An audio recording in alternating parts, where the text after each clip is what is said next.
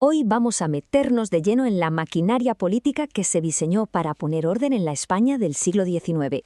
Un sistema que visto desde fuera parecía perfecto, pero que escondía un defecto fatal.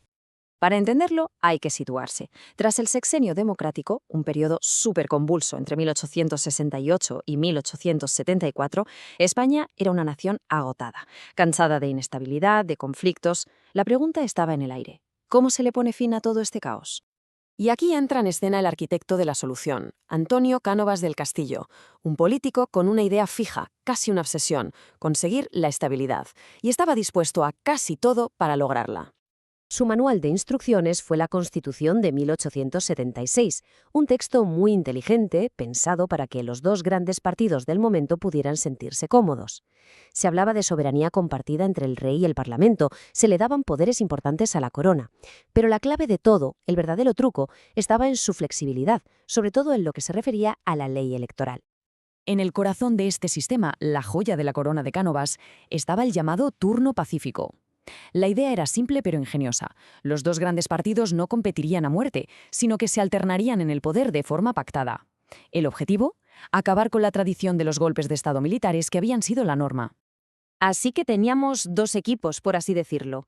Por un lado, los conservadores del propio Cánovas, que representaban a la aristocracia y la alta burguesía, y por otro, los liberales de Sagasta, más cercanos a las clases medias de las ciudades. Podían tener sus diferencias, pero en algo estaban de acuerdo sí o sí. Había que sostener la monarquía y este nuevo sistema.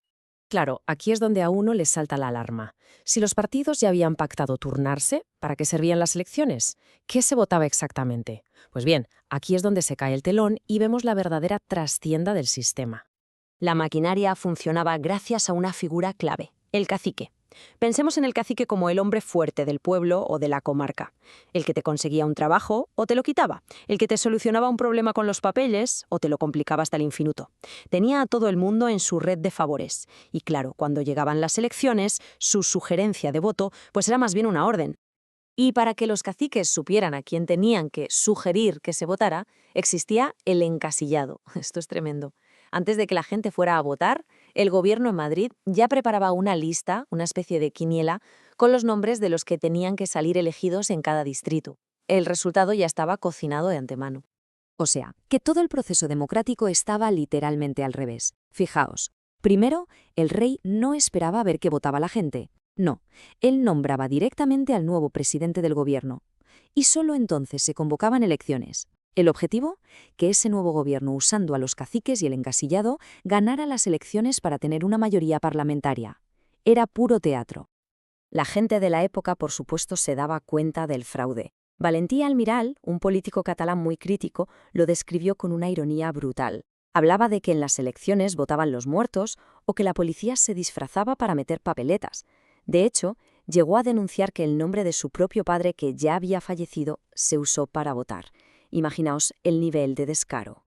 A ver, hay que reconocer una cosa. Esta maquinaria consiguió paz entre las élites. Se acabaron los golpes de Estado durante un buen tiempo. ¿Pero a qué precio? Pues al precio de dejar fuera del juego político a la inmensa mayoría de la población. Y esa exclusión, claro, fue acumulando un resentimiento que no paraba de crecer. Y esa oposición era de lo más variada.